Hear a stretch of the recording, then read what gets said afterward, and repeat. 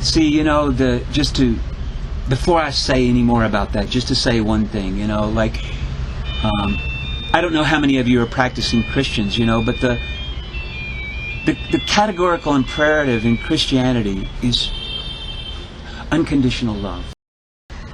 Si il ne sait pas trop quel lien on a avec le christianisme et quelle pratique on en a, mais pour lui, il pourrait résumer tout le but de toute la prière chrétienne et un résumé à l'essentiel de l'évangile, ce serait aimer, pratiquer l'amour. Et il se sent frustré parce que... Because I was frustrated because in the gospel there's no information about how to do that. You know, that's the frustration, you know. Donc il est frustré parce que on parle que de ça, mais il n'y a pas de ligne de conduite de comment y parvenir. Parce qu'il ne s'agit pas d'aimer simplement comme ça, c'est à la fois aimer le soi, s'aimer soi profondément, aimer le prochain, les autres, et aimer la vie tout simplement. Yeah. So I began to wonder, you know, like maybe one of the reasons that we come to the East is we're looking for clues to that riddle. We know what Jesus tells us in the gospel is right, but we can't figure out how to do it.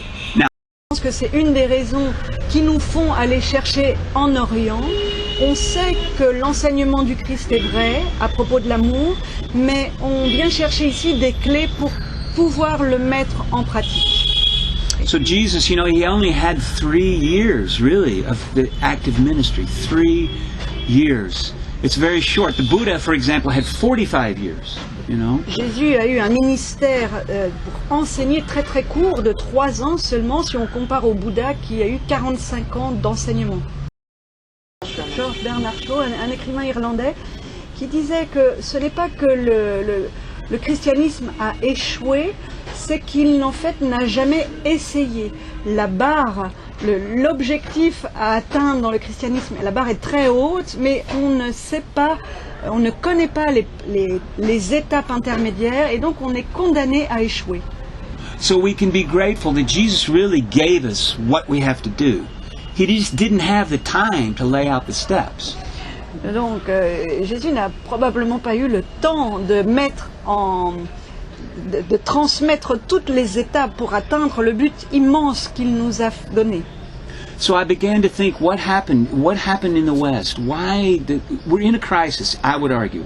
We're in a crisis interiorly, as we've already mentioned, but we're also in a crisis in our families. We're in a crisis of community. We're in a spiritual crisis in the West. Why that? En Occident, on est dans une crise, un état de crise intérieure, crise dans nos familles, dans nos communautés.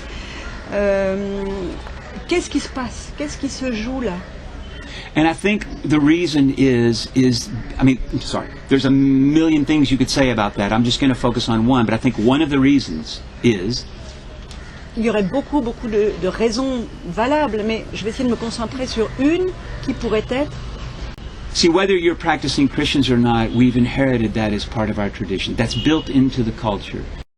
Même si on n'est pas de culture chrétienne, la culture chrétienne a transpiré dans nos sociétés occidentales et que, en fait, on a cet objectif lointain, la barre très haut, et pas le mode d'emploi pour y parvenir. Nos parents eux-mêmes ne le connaissaient pas et n'ont pas pu aboutir ce chemin, et donc par conséquent on est dans ce manque-là, manque d'outils. So I began to think about, and one of the discoveries that I made here was that the reason I was so hung up in this regard, called myself a Christian, and I set myself out from the beginning of my spiritual life that I would work on this, and I seem to have failed utterly. Il se positionne en tant que chrétien, c'est comme ça aussi qu'il est arrivé en Inde, et avec ce sentiment très profond d'échec, de ne pas parvenir à ce grand idéal que le Christ lui proposait. And so what I began to see is that in my own culture and in myself is that I had set... Il a essayé donc tout le temps de se purifier, de s'améliorer, de travailler sur ses défauts, sur ses obscurités, dans le but d'être d'être digne de recevoir l'amour divin et l'amour de ses pères, les frères et les sœurs de sa communauté. And I couldn't receive God's love because I was focused in on my shortcomings, on my failings, on my own darkness. Il avait le sentiment de ne pas mériter, de ne pas pouvoir recevoir l'amour du divin, de Dieu, parce qu'il était sans arrêt concentré sur ce qui n'allait pas chez lui, sur ce qui lui faisait défaut. And so that's a very painful position to be in. When you're focused on your shadow, not feeling that you're worthy. Donc c'est une position, c'est un état, une situation très désagréable de se sentir indigne de l'amour de Dieu et de se focaliser sur ses manquements, ses noirceurs, ses défauts. Avec cette attitude de se concentrer sur ce qui ne va pas, ce qui manque, on arrive vite à un état de frustration grandissant parce que plus on va se focaliser sur le négatif, plus il va prendre de l'ampleur. Et donc on est toujours à la recherche de nouveaux chemins, de nouvelles positions pour prendre de nouveaux départs. Il s'est rendu compte avec sa vie contemplative, parce qu'il a du temps pour l'introspection, il a eu le temps de voir qu'en se focalisant sur des choses qui n'allaient pas et qui voulait transformer en lui, il a en même temps réprimé et enfoui très profond des choses qu'il ne voulait pas voir. Et dès lors qu'on vit avec une idée de soi idéalisée, un idéal de soi, et qu'on réprime simultanément les choses qu'on ne veut pas voir, alors ce qu'on va faire, c'est s'isoler et se couper de sa profondeur.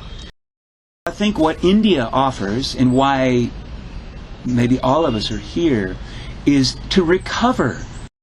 Et il pense que une des raisons majeures pour laquelle nous venons ici en Inde, c'est que l'on vient chercher ça, ce moyen de réconcilier ces parties enfouies de nous-mêmes et notre haut idéal, apprendre à réduire la distance en priant, en méditant avec des gens qui savent faire ça, pour pouvoir faire l'expérience de la vie intérieure. Le cœur de nous-mêmes et Dieu en nous se trouve ici dans cette partie dont on cherche à se débarrasser. Donc ce qu'on fait, et l'erreur c'est pas simplement d'avoir dissocié, c'est de vouloir vivre une fausse vie, donc dans cet idéal, en réprimant et en voulant se débarrasser du fond de nous-mêmes, alors que c'est là que réside notre cœur.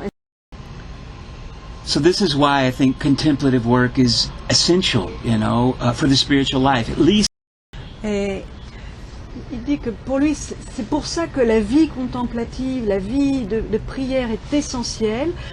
Quand il dit vie contemplative, c'est la pratique de la prière. Parce que quand on écoute dans le silence, quand on écoute vraiment de tout notre être, alors on entend la voix de Dieu qui parle là, dans le fond, nulle part ailleurs.